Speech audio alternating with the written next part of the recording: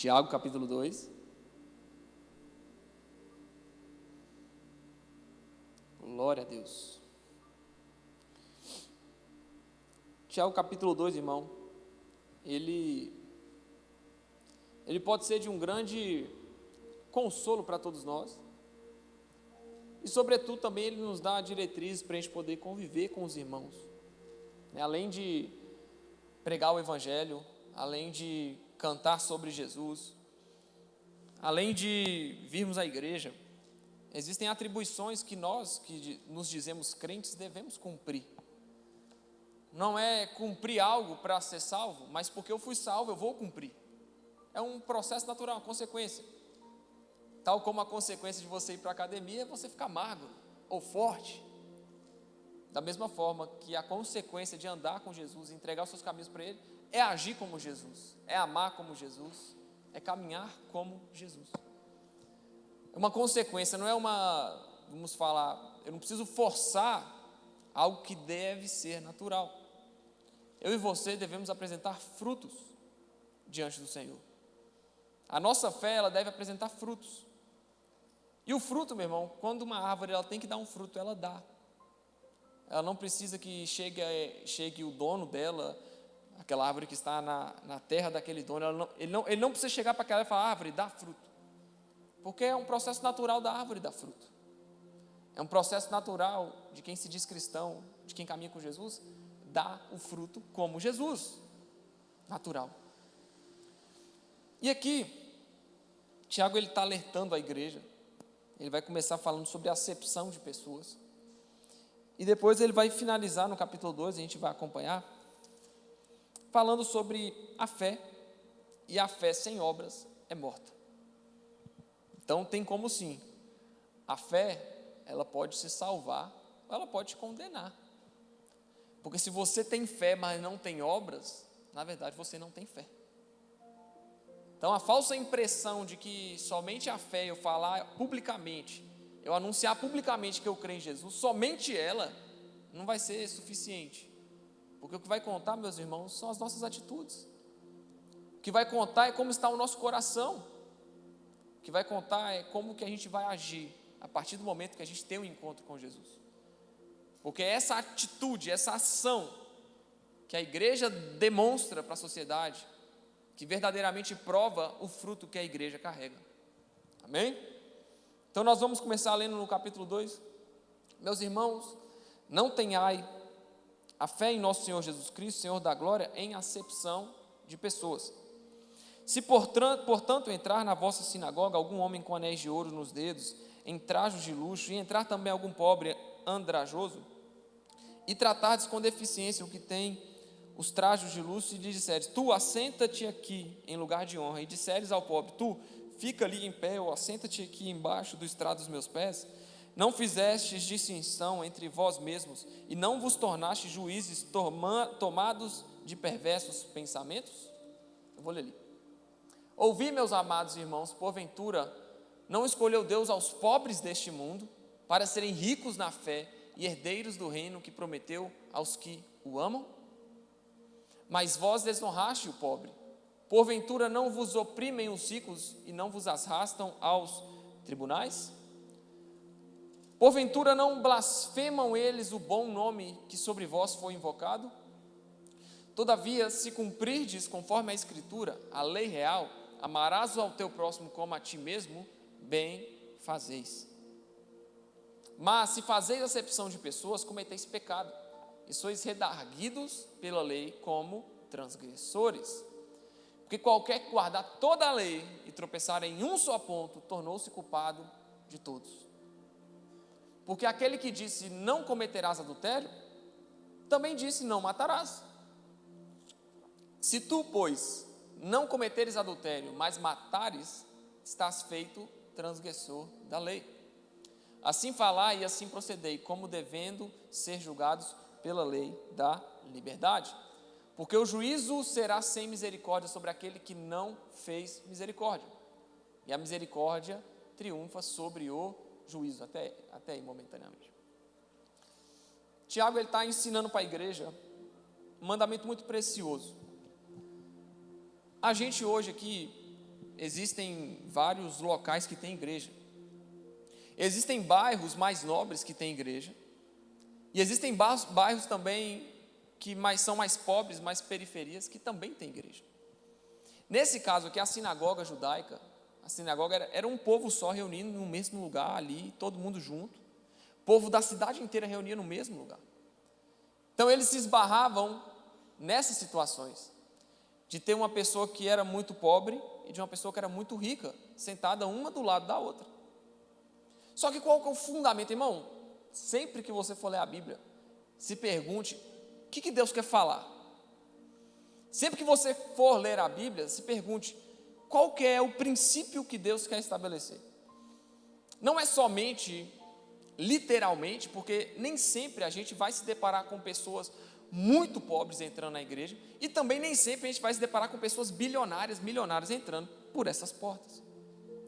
Como que a gente traz o ensinamento que Tiago está deixando aqui para a igreja, para os dias de hoje? A gente precisa saber que não há distinção de pessoas, não há rico, não há pobre, não há judeu, não há atleticano, não há cruzeirense, não há distinção de pessoas, e nós não devemos tratar o nosso próximo baseado no que ele fez, baseado no seu passado, baseado nos seus pecados. A gente não pode chegar para um cara que entra aqui na igreja, ou uma mulher que entra aqui na igreja, e você sabe a história dessa pessoa, você fala, poxa, fulano de tal estava no botequim semana passada, e automaticamente você começa a julgar essa pessoa, e você fala, não, esse aí está só fingindo que está na igreja. Essa acepção de pessoas, hoje em dia a gente traz dessa forma, a aplicação. Por quê? Irmão, para que alguém se converta é necessário somente a obra do Espírito. Para que alguém mude de cenário, mude o posicionamento diante da igreja, diante das pessoas, é necessário somente a atuação do Espírito Santo. Quando a gente faz acepção de pessoas e empurra a pessoa que já está condenada para mais condenação, nós não estamos agindo conforme a lei da liberdade. Nós estamos julgando aquela pessoa pelos seus atos. E nós não somos juízes. Tanto que, no verso 3 vai falar, o juízo, porque o juízo será, pode ser no 12, é no 12. Verso 12, assim falai e procedei como devendo ser julgados pela lei da liberdade. Verso 13, porque o juízo será sem misericórdia sobre aquele que não fez misericórdia. Olha que princípio fantástico que Deus está estabelecendo aí. Vocês não são juízes. Nós não somos juízes. Nós não podemos apontar o dedo. O irmão estava pecando semana passada, irmão, mas se Deus pegou ele durante a semana e você está julgando ele chegou na igreja, ele quer se quebrantar. Mas e se Deus realizou a obra de convencimento no coração desse homem? E a gente está empurrando o irmão para fora da igreja porque ele estava em pecado, porque ele praticou adultério, porque ele estava na prostituição, porque ele estava usando droga, porque ele estava na embriaguez. Quando a gente faz isso é a acepção de pessoas, como se uma fosse mais digna do que a outra de estar na igreja, como se uma pessoa fosse melhor, como se nós fôssemos melhores que aqueles que estão lá fora e que ainda não conheceram a Jesus. Então, o princípio que Deus quer estabelecer é, haja com misericórdia, mesmo com quem não merece. Haja com misericórdia, mesmo que de acordo com a sua justiça a pessoa não mereça, mas haja com misericórdia. Porque o juízo será sem misericórdia sobre aquele que não fez misericórdia. O juízo de quem, irmão? O juízo de quem tem poder de justiça para julgar, que é Jesus. E o juízo de Jesus sobre a pessoa que não pratica a misericórdia, ele será sem misericórdia. Amém? Você entende? Deixa eu tirar esse casaco porque está calor. Não é por nada não. Eu acho que lá fora está frio, mas aqui dentro está calor demais da conta. Deixa eu botar aqui. Amém. Então, Deus quer estabelecer esse princípio. Para nós, devemos agir com misericórdia. Eu não posso chegar e julgar os meus amigos que são do mundo. Eu tenho muitos amigos, irmão, que não se converteram. Mas eu não tenho o poder de julgá-los. O nosso poder reside em anunciar aquilo que está prometido por Jesus. Quando a gente anuncia a mensagem do Evangelho ao nosso próximo, que ainda não conhece, a gente age com misericórdia para com a vida dele. Quando a gente cumpre isso, a gente está fazendo exatamente o que Deus pediu para mim e para você, irmão. Por isso que a misericórdia, ela triunfa sobre o juízo. Quando nós agimos com misericórdia, ainda que aquele irmão rejeite, ainda que a pessoa com quem você está falando rejeite a mensagem, saiba que a misericórdia, ela está fluindo de você. Então você vai receber misericórdia. Agora, se nós ficarmos focados somente em julgar o que as pessoas fazem, como elas agem, irmão, nós não vamos desenvolver na fé nunca. Então eu esbarrei nisso muitas vezes, no início da caminhada. Eu conhecia as pessoas e eu falei, não, eu não vou andar com esses pecadores miseráveis. Eu não vou conversar mais com esses pecadores miseráveis. Mas ei, a única possibilidade desses pecadores miseráveis conhecerem sobre a palavra de Deus seria através de um amigo que foi tocado por Deus, que sou eu. A única forma que as pessoas do seu convívio, da sua família, dos seus amigos, vão ficar sabendo da mensagem que cativou seu coração, irmão, é se você anunciar. Então nós temos um compromisso: agir com misericórdia e não julgar, agir com misericórdia e não fazer acepção de pessoas. Não é porque um irmão é pobre que é fraco, vamos botar no contexto da Bíblia, não é porque o irmão é pobre, que não tem bens, que eu tenho que pegar ele e deixar ele de lado na igreja. Como também não é porque o irmão é rico, cheio de anéis de ouro, cheio de relógio Rolex, cheio de tênis da Nike, que eu tenho que pegar o irmão e colocar: irmão, vem cá, pregue o meu lugar aqui. A cultura da honra, ela não é baseada, irmão, em coisas terrenas. A cultura de honrar o próximo, a cultura de amar o próximo, ela não é baseada em coisas terrenas.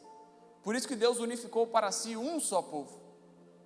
Por isso que quando os judeus rejeitaram Jesus, ele aumenta a magnitude do impacto, ele aumenta o impacto da salvação. Ele leva para o judeu, mas ele leva também para o gentil. Ele leva para o judeu, mas leva para o grego também. Ele leva para os romanos, ele leva para os brasileiros. Deus, ele expande a mensagem da cruz para que nós recebêssemos a salvação. Deus não fez acepção de pessoas. A cultura da honra, irmão, ela é baseada somente, unicamente na mensagem do Evangelho. Nós honramos o nosso próximo quando nós damos a ele o direito da dúvida. Quando você imprime ao seu irmão o direito da dúvida, quando você anda a segunda milha, quando você escuta novamente, quando você dá outra face, você vai conseguir ver a misericórdia do Senhor agindo sobre você. Mas é necessário que a gente volte a esse ensinamento, porque a gente aprendeu que, não, fulano tem que merecer essa bênção, fulano tem que merecer para eu entregar. Não, fulano de tal, não, se ele não está vindo na igreja, eu não vou falar com ele. Não, se fulano de tal não está querendo nada com Deus, deixa ele para lá aí. Onde está o nosso compromisso em anunciar o Evangelho a esses que estão perdidos? Precisamos agir com misericórdia, irmãos, porque aquilo que nós recebemos é muito forte. E Tiago, desde a época que ele escreveu, esse aqui, a título de curiosidade, Tiago foi um dos primeiros escritos pós-Cristo, né? Tiago acho que foi escrito em 62 depois de Cristo. Deixa eu ver aqui. 60. Foi escrita por Tiago, irmão de Jesus, 60 depois de Cristo. Era um ensinamento, cara, que estava bem pertinho ali. Jesus viveu até os 33 anos, mais 60, você faz as contas. Depois de Cristo, essa mensagem foi uma das primeiras escritas. Ou seja, isso aqui está no fundamento da igreja. Não fazer acepção de pessoas faz parte do fundamento da igreja. Porque a igreja, ela deve sim ser inclusiva. Não inclusiva em concordância com pecados, como muitas igrejas têm feito. A pessoa se relaciona com homem, o homem relaciona com homem, mulher relaciona com mulher. Não, pode vir, meus queridos. Não, pode vir, claro. Mas aqui nós não vamos concordar com a sua prática aqui. Só que a igreja, ela tem o papel de anunciar a mensagem com o Espírito Santo, para que o Espírito Santo produza arrependimento e mudança e novo nascimento na pessoa. Quando eu falo que a igreja tem que ser inclusiva, não é que ela tem que concordar com o mundo, muito pelo contrário, mas ela tem que receber o mundo, anunciando a mensagem da verdade. Só dessa forma, irmão, nós vamos realmente estabelecer bem os fundamentos da nossa vida como crentes. Se isso aqui foi escrito no início da igreja, porque a igreja precisava ouvir isso aqui desde o início. Isso aqui é muito importante. Então, no verso 14, a gente vai entrar na mensagem, porque aqui continua, uma continuação. Aqui no meu é dividido por um título, que fala que a fé sem obras é morta. É dividido por um título, mas o texto não tem uma divisão. Então, assim que Tiago acaba de falar sobre a acepção de pessoas, sobre agir com misericórdia, ele vai virar para nós e falar: meu irmão, que aproveita alguém dizer que tem fé e não tiver obras? Porventura a fé pode salvá-lo? Calma aí. Nós somos salvos pelo quê? Pela graça, mediante a fé. A fé é antes, meu irmão. Não vai ser a fé explicitamente a fé. Não, você tem fé em Deus? Tem, então você está salvo. Ei, a fé tem, como é que fala? Existem implicações para a prova da fé. E no início do capítulo, Tiago vai falar: tende por grande alegria as várias provações que vocês passam. Calma aí, existe uma provação para a minha fé? Mas eu achei que eu era salvo pela fé. Não, você é salvo pela graça, mediante a fé. A fé, irmão, ela não é só um estado de espírito, da mesma forma que o amor não é só um sentimento, e que a alegria também, que a alegria também não é só um sentimento. Da mesma forma que o verbo se fez carne, a palavra se fez carne e habitou em nosso meio, o amor também é uma atitude. Se alegrar é uma atitude. Da mesma forma que falar que tem fé e não tiver atitude, não tem fé. Falar que tem amor, mas guardar para mim o amor, não, eu amo minha esposa, eu amo a minha esposa, mas eu só amo ela no sentimento. Eu não dou atenção para ela, eu não escuto ela, eu não tenho paciência com ela. Como assim? Como que é esse amor que não existe, que não requer uma prova? Como que é esse amor que não requer um sacrifício, um esforço? Jesus, ele prova seu amor por nós, morrendo na cruz. Então a fé sem obras, o amor sem obras. Um verbo sem obras não é um verbo. Ter fé não é somente um sentimento, não é só um estado de espírito, não é só um lifestyle, não, irmão. Ter fé é mudança. A gente precisa aplicar a cultura da fé em Jesus na nossa vida. São os hábitos que Jesus tem, a forma como Jesus fala, é a forma como Jesus ama. Então a primeira palavra que Tiago dá em nós: meus irmãos, que aproveita se alguém disser que tem fé e não tiver as obras. Porventura a fé pode salvá-lo? Vamos lá. Se o irmão ou a irmã estiverem nus e tiverem falta de mantimento cotidiano, comida, e algum de vós lhes disser: ide em paz, aquentai-vos e fartai-vos, e lhes não derdes as coisas necessárias para o corpo, que proveito virá daí? Olha como Tiago está trazendo a realidade da fé para o físico. Deus é espírito, não é? Mas Tiago está trazendo aqui a fé, uma implicação física.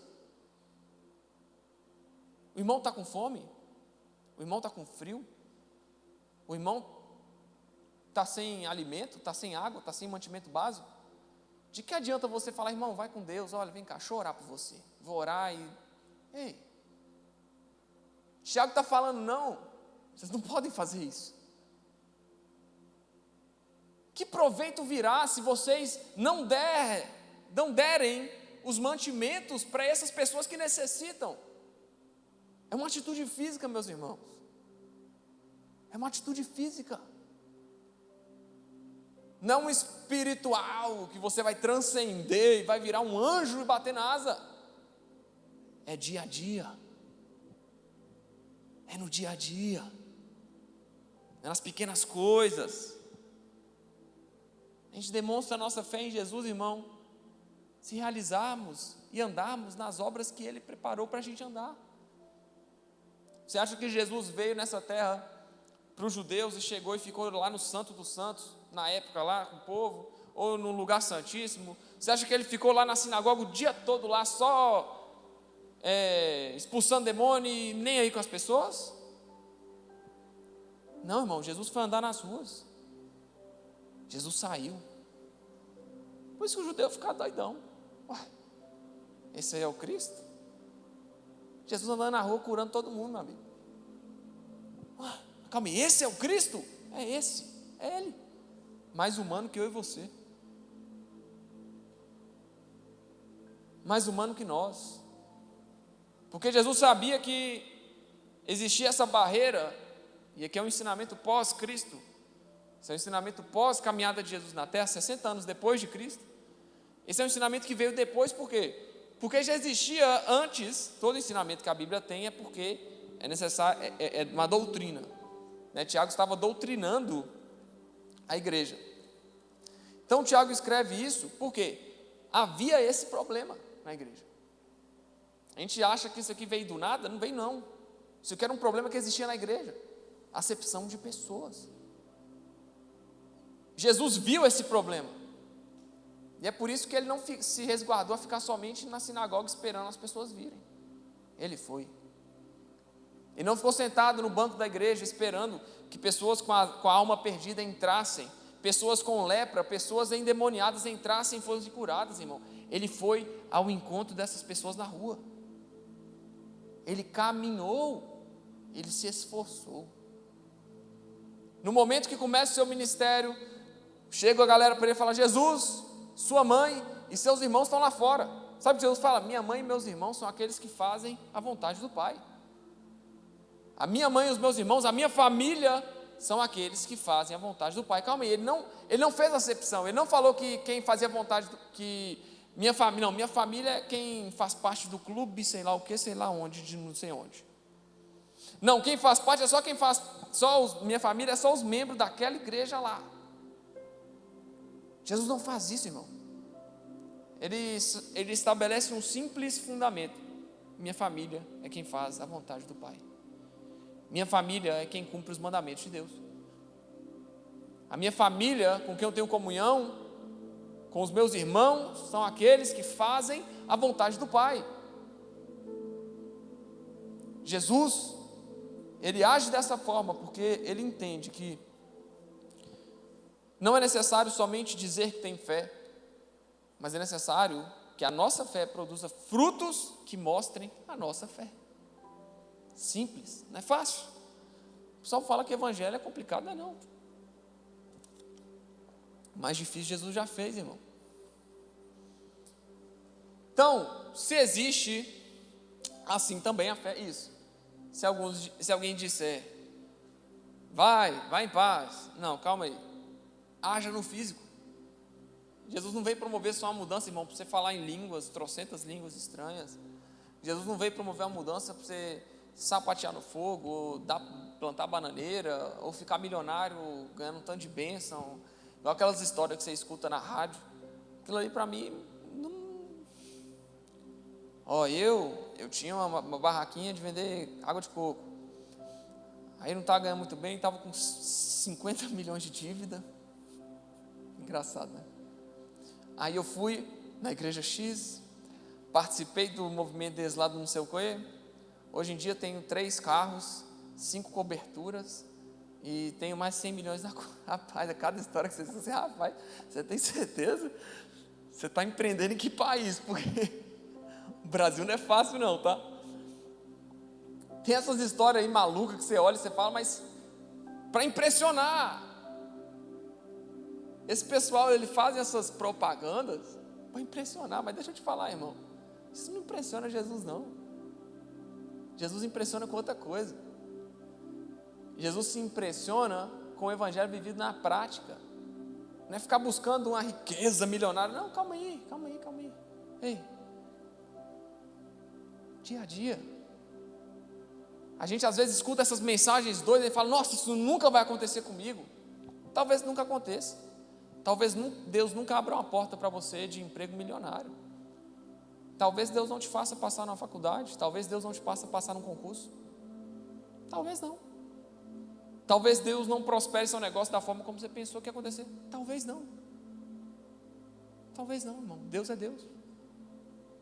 Eu preciso pautar minha vida inteira como se Deus fosse fazer coisas para mim, como se Ele fosse o meu servo. Não, irmão. O Evangelho não é vivido somente na prosperidade, na riqueza, não. O Evangelho é vivido no dia a dia, nas coisas normais, no ambiente físico. Porque se não fosse importante o ambiente físico, e pega isso em seu coração. Se o ambiente físico não fosse importante, irmão, Jesus não tinha habitado entre nós em carne. Jesus veio em forma de anjo para habitar entre nós? Não. Ele se manifestou com teofania no início, aos patriarcas. E em Moisés ele parou de se manifestar como uma teofania, ele passou a se manifestar por meio dos profetas. Então a gente vê Jeremias, Isaías, vê um bocado de profeta aí, Samuel, a gente vê essa galera toda e Deus se manifestando através deles, falando através deles. Mas nesses últimos tempos, o que Deus fez? O verbo se fez carne e habitou entre nós. Quem é o verbo? Jesus. Hebreus 1 vai falar. Deus na antiguidade se manifestou aos pais, pelos profetas, se manifestou como a teofania, mas nesses últimos dias, Ele nos manifestou através do seu Filho, de forma física. Jesus não veio como ser espiritual, irmão. Jesus também tinha que almoçar, Jesus também tinha que tomar um cafezinho, porque senão dava sono. Jesus tinha que tomar um chá para ficar calmo. Jesus também fez coisas ordinárias como eu e você. Jesus também teve que tomar banho, ir ao banheiro. Teve. Jesus passou pela adolescência, pela puberdade. Jesus passou por todas as situações. Porque Ele habitou em corpo físico entre nós. Não é tirando a divindade e o 100% Deus de Jesus. Não é tirando os atributos divinos de Jesus. Porque não tem como separar um do outro. Eu só estou focando mais nesse aqui para você entender, irmão. Que Deus se manifestou entre nós de forma física para simplificar o Evangelho para mim e para você. Então não são necessários troféus, obras e muitos títulos para impressionar o Senhor Jesus. É necessário um coração que entende a obra simples do Evangelho.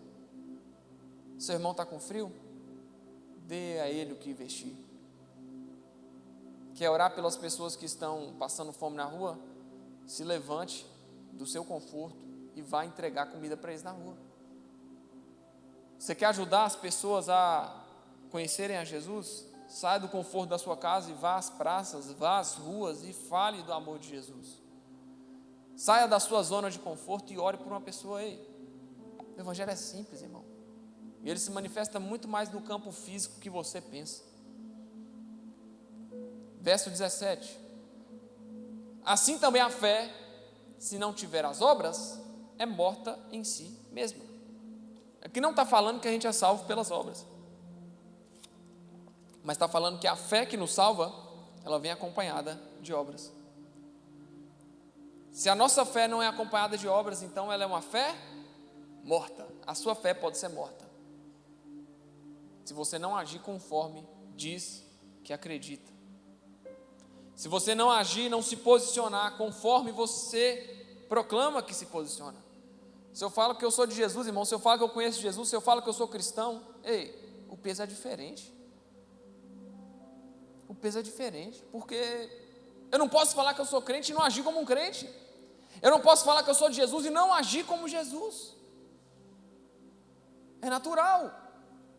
Uma árvore, ela dá o seu fruto na estação própria, mas ela dá. Uma árvore, ela tem que produzir um resultado, mas ela produz. Independente de tudo, é natural.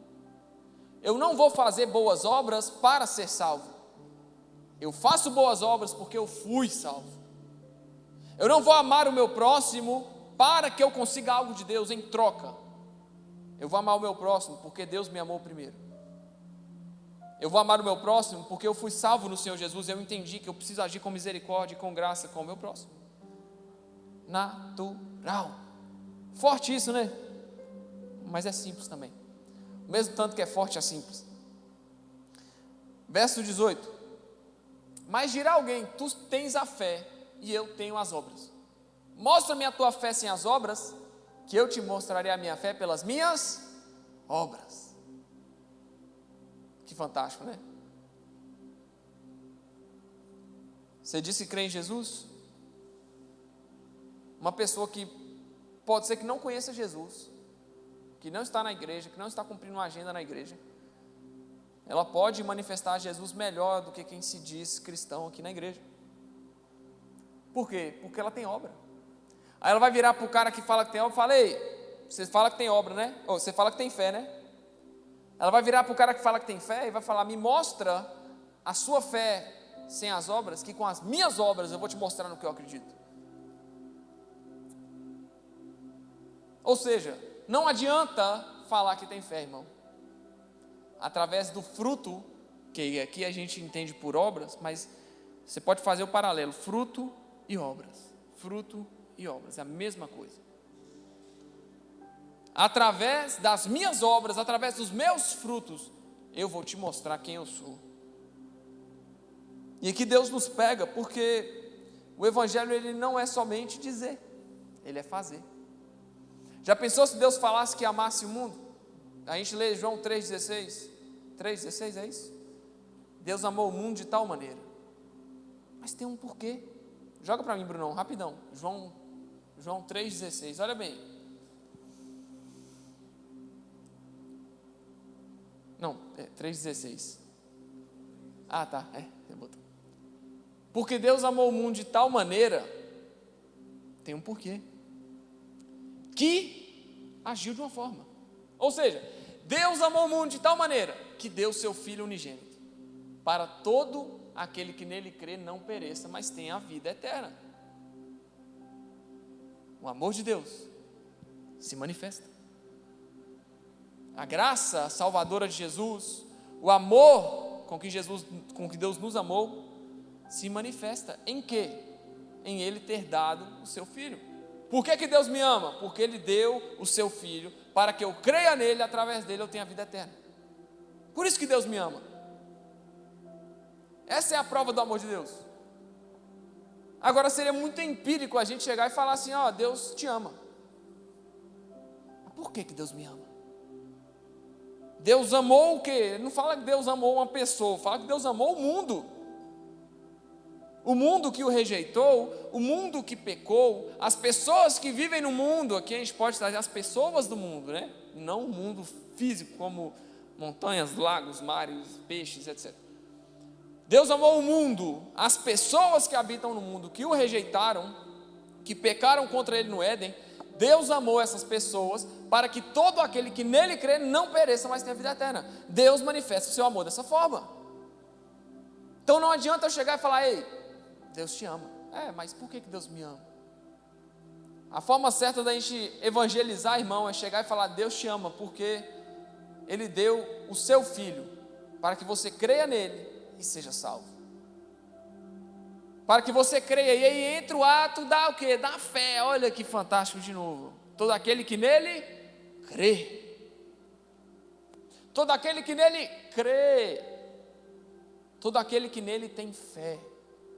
Todo aquele que acredita em quem? No unigênito de Deus, Jesus. Todo aquele que tem fé nele não pereça, mas tenha a vida eterna. E aí a gente vai para Tiago de novo. A fé, a crença sem obras é morta. Olha, irmãos, nós precisamos pegar isso aqui e mudar nossa vida de cabeça para baixo. Porque é isso que vai nos motivar. Isso aqui a gente consegue entender que o principal versículo que demonstra o amor de Deus para conosco não é porque Ele nos curou, não é porque Ele deu uma bênção financeira, Ele abriu uma porta, não é porque Ele curou o enfermo. Ele nos ama porque Ele enviou o seu Filho para morrer por mim e por você. Ele nos ama porque Ele enviou o seu Filho para morrer por nós, irmãos. Nisso consiste o amor de Deus. E aí, todo aquele que crê em Jesus será salvo, não vai perecer. E nós vamos para Tiago e vai falar que a fé sem obras é morta, ou seja, eu não creio em Jesus se eu não tenho obras. Eu não creio na mensagem de Jesus se eu não tenho obras, se eu não faço nada. Se pelo contrário, eu engano, eu falho, eu peco, eu continuo caminhando da mesma forma, eu continuo falando as mesmas coisas, eu continuo com as conversas torpes da mesma forma, irmãos. Jesus, ele requer uma mudança, mas é uma mudança natural. Por isso que existem os escolhidos e os chamados. Muitos são chamados, mas poucos são os escolhidos. Poucos são os eleitos, porque os eleitos, eles se dobram a Jesus. Os eleitos recebem a mensagem e eles mudam, eles se transformam, porque eles nasceram para isso, eles foram escolhidos por Deus. A verdade é que a gente não sabe quem é eleito e quem não é, mas quem é escolhido pelo Senhor sabe. Você talvez hoje seja um escolhido do Senhor e está caminhando num caminho que não está legal. Talvez em casa tenha alguém também que não está caminhando num caminho que está bacana, e a pessoa sabe, porque o Espírito Santo, ele fala, ele é vivo. Que a gente tenha guardado e alicerçado esse principal fundamento da igreja: a fé sem obras, ela é morta. Verso 18: mas dirá alguém, tu tens a fé, eu tenho as obras, mostra-me a tua fé sem as tuas obras, e eu te mostrarei a minha fé pelas minhas obras.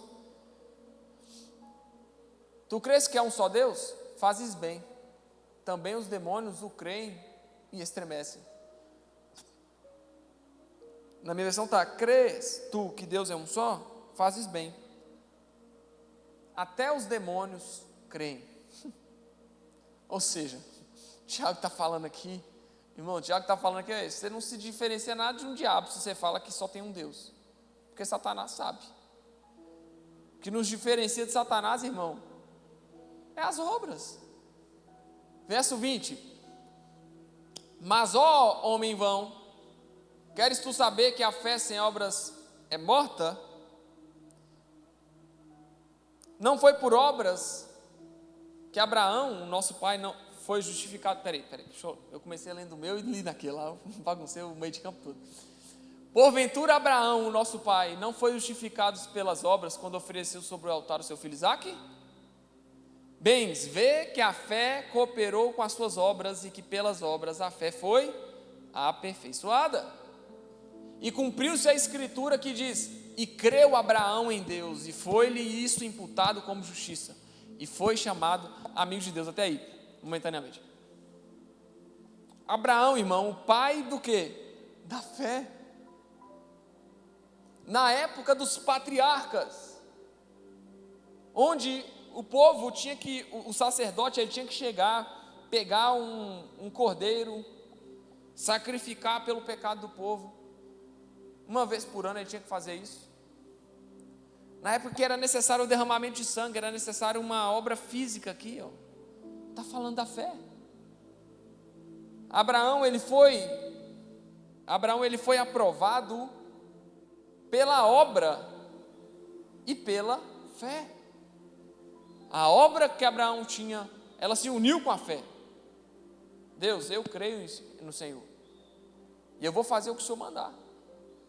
E creu Abraão em Deus, e foi-lhe isso imputado como justiça, e foi chamado amigo de Deus. Verificais que uma pessoa, vedes então, que o homem é justificado pelas obras, e não somente pela fé. E de igual modo, Raabe, a meretriz, não foi também justificada pelas obras quando recolheu os emissários e os despediu por outro caminho? Porque assim como o corpo sem o espírito está morto, assim também a fé sem obras é morta. Gente, a gente está falando aqui de algo muito poderoso. Isso é um fundamento muito importante. Fé sem obras é morta. Você crê em Jesus? Haja como alguém que crê em Jesus. Abraão foi o pai da fé, ele creu, e isso lhe foi imputado como justiça. E ao crer, ele foi chamado amigo de Deus. E aqui a gente vai entender que a fé, ela não vacila. Que se nós estamos realmente firmados e acreditamos naquilo que fazemos, nada para a gente. Se nós cremos no que fazemos, irmãos, podem correr rios, podem soprar ventos, estamos fundamentados na nossa fé. Não é porque somos bons, mas porque nós cremos num Deus que é bom. E não é porque as nossas obras que vão fazer a gente ser salvo, mas porque eu fui salvo, eu pratico boas obras. Porque eu creio em Jesus, eu pratico boas obras. Não há um mérito nosso. Por quê? Porque quem nos apresentou o caminho foi Jesus. Nós fazemos exatamente como Ele fez. Somente a Deus toda a glória. E aqui vai comparar o corpo sem o espírito.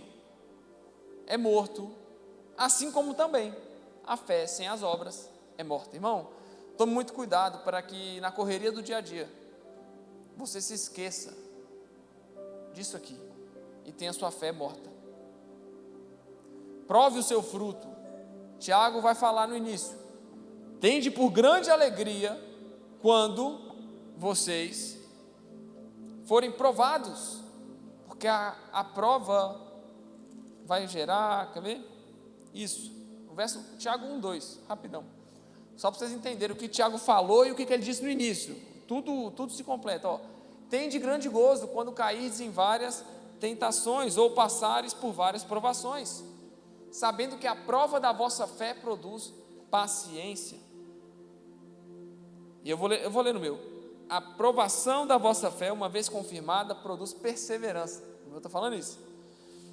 Ora, a perseverança deve ter ação completa, para que sejais perfeitos e íntegros, em nada deficientes. Ou seja, tenha, porém, a paciência a sua obra perfeita, para que sejais perfeitos e completos, sem faltar em coisa alguma. A prova da nossa fé, irmão, ela é necessária. Mas Tiago está falando para vocês não se preocuparem quando tiverem grandes tentações, grandes provações, quando você for muito tentado por Satanás e pelo mundo a pecar, quando você for muito tentado pelo diabo a agir de forma errada, quando você for tentado pelo diabo a não produzir um fruto digno de arrependimento, irmão, tende por alegria, porque essa perseverança, essa paciência vai unificar a fé, essa paciência ela vai amadurecer a fé, e à medida que a nossa fé for amadurecida, nós iremos agir com obras, para que através das nossas obras, nós apontemos para a nossa fé. E é isso, meus irmãos. Não adianta, irmão, só falar. Uma pessoa que fala em línguas e expulsa demônios e faz um tanto de coisa, ela não me impressiona. O que me impressiona é um coração íntegro diante de Jesus, que procura servir o próximo, que procura amar o próximo, procura andar como Jesus andou, amando como Jesus amou. Isso me impressiona.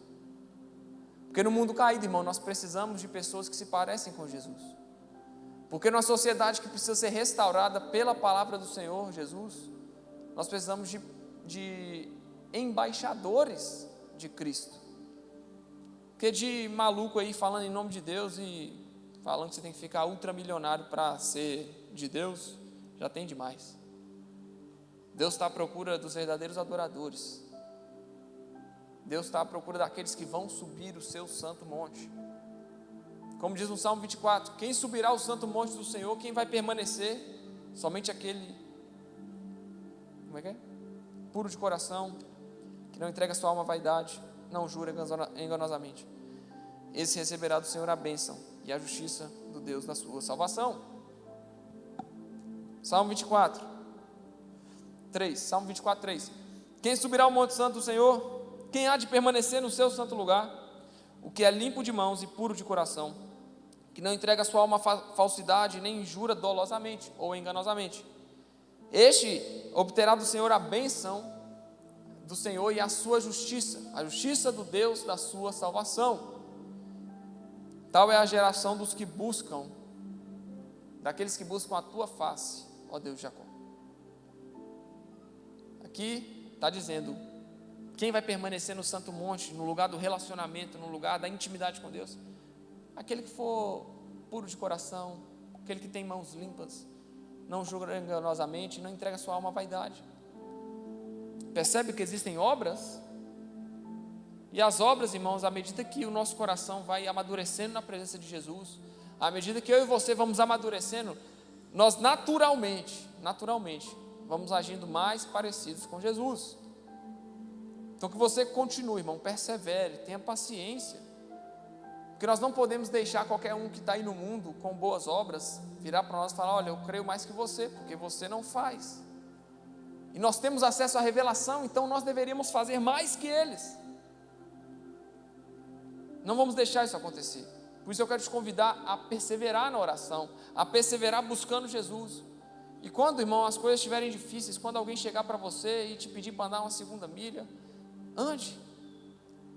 Quando alguém vier te confrontar, te dar um tapa na cara, não vou falar que é um tapa, que alguém vai chegar te dando um tapa, mas quando alguém chegar te enchendo, deixa eu te falar, irmão, dê a outra face. É mais proveitoso dar a outra face que bater de frente. Jesus vai falar, né, que no Velho Testamento era olho por olho, dente por dente. Você matou, agora você tem que morrer. Mas não, aí Jesus chega e fala: não, mas aquele que lhe aferir um tapa na cara, um tapa na face, dê a outra face. E quem te pedir para caminhar uma milha, caminhe duas. Atitude, meus irmãos. O Evangelho é atitude. Como estão as suas? Como você está? O que você está fazendo que está mostrando a sua fé em Jesus? Se tem algo errado, irmão, não tem problema. Acho que é 1 João 2 que vai falar. Tenho-vos dito isso para que não pequeis. Mas se vocês pecarem, acho que é 1 João 2. Vê se é isso aí. Essas coisas vos escrevo para que não pequeis. E se alguém pecar, temos um advogado para com o Pai, Jesus Cristo, o justo. Irmão, Ele é a propiciação pelos nossos pecados, e não somente pelos nossos, mas também pelos de todo o mundo. Deus amou o mundo. E quem que faz a expiação pelo nosso, a propiciação pelos nossos pecados e nos defende diante de Deus? Jesus. Jesus faz isso. Por isso que não se preocupe, irmão, se a sua caminhada ela teve alguns deslizes, ela teve alguns tropeções. Não se preocupe se ainda você é tentado, se você é induzido às paixões desse mundo. Deixa eu te falar, irmão, procura olhar para Jesus, que Jesus vai endireitar os seus caminhos, porque Ele está diante do Pai para isso. Ele está diante do Pai e fala: Deus, esse aqui eu conheço, essa aqui eu conheço, ela errou, ele errou, mas deixa eu te falar, eu conheço, eu tenho o coração deles, eu sei o que passa no coração deles. Temos um advogado que defende as nossas causas e não cobra honorário. As advogadas estão aí, ó, né? Deus não cobra honorário.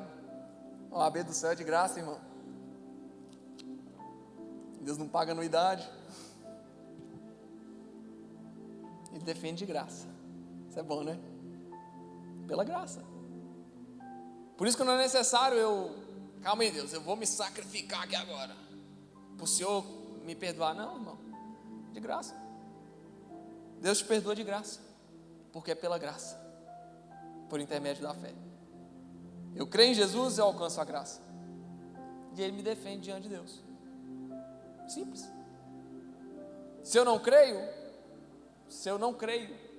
eu não recebo graça, né? E aí no grande dia Deus não vai vir como um advogado, Deus vai vir como um juiz para decretar a nossa condenação. Mas hoje nós temos Jesus como nosso advogado diante de Deus. Hoje nós temos Jesus como um intermediador, aquele que chega e fala: Deus, está tudo bem, esse aqui eu já toquei, ele só precisa se posicionar melhor. Esse aqui eu já está salvo, Jesus, oh Deus, já está salvo, só precisa mudar uma coisinha ou outra. Mas que você tenha na cabeça que você não pode em momento algum parar, irmão. Não pare, não olha para trás nem para dar impulso, continua caminhando. Ah, Rick, se eu falhei nisso, falhei naquilo, aconteceu, tudo bem, já ficou para trás. É o que você vai fazer agora em diante que conta. Tiago vai falar também aqui na epístola, vai falar que confessai uns aos outros os vossos pecados, para que vocês alcancem misericórdia. No ato de confessar, irmão, você já está arrependido. No ato de falar, Deus já tocou no seu coração. Eu falei, filho, para de fazer isso. Se o Espírito Santo te tocou, irmão, muda, porque Ele se importa com você. Se o Espírito Santo está te chamando para uma intimidade maior, para um posicionamento melhor na presença dEle, mude, se posicione. Não deixa que as paixões desse mundo, irmão, travem você. Nossa vida é muito curta. Eu vou pegar uma frase que eu escutei no The Office que fala sobre isso. Cara, é fantástico, né? A gente vê Deus em quase tudo. Na conversa lá, o Dwight chega e fala: você só vive uma vez? Não. Você vive todo dia. Você só morre uma vez. Entendeu? A gente fica pensando, eu só vivo uma vez, eu tenho que curtir a vida. Não, irmão, você só vai morrer uma vez. É uma morte só. Viver, você vive todo dia. A mudança de perspectiva, você, é mesmo, real. Não, você só morre uma vez. E depois que morrer, irmão, você não sabe se vai ser amanhã, se vai ser daqui 1 ano, se vai ser daqui 50 anos, se vai ser daqui 60, 70, 80 anos. No dia que você morrer, você não sabe, mas no dia que você morrer, vai ser a única vez que você vai morrer. E aí vai chegar diante de Deus, e aí, você vai ser condenado ao inferno e continuar na morte? Ou você vai ser ressuscitado com Deus para a vida? Você precisa medir nossos atos. As coisas não podem ser vividas de forma inconsequente, ou como se a nossa vida fosse acabar aqui. Nós não estamos vivendo uma vida eterna na terra, nós vamos viver uma vida eterna no céu ou no inferno. E aí vai ser o nosso posicionamento aqui na terra que vai falar para Deus, que vai mostrar para Deus se a gente é dele, é um escolhido dele, se posiciona diante dele, arrepende dos nossos pecados e nasce de novo e é restaurado, ou se a gente continua em nossos caminhos, em nossos delitos, em nossas falsas modéstias, em nossos falsos posicionamentos. Deus não quer que você use máscara, irmão. Se você tem uma fraqueza, confesse a quem está perto de você. Fale, olha, não estou conseguindo orar, não estou conseguindo jejuar, eu não estou conseguindo me aproximar de Deus. Olha, eu não consigo parar de beber, eu não consigo parar de fumar, eu não consigo fazer isso, Confesse o seu pecado e busque a misericórdia. Porque Deus vai te transformar, irmão, e aí as suas atitudes, elas serão para você por prova da fé. Amém? Que você guarde isso no seu coração. Eu quero te convidar a ficar de pé um momento no seu lugar.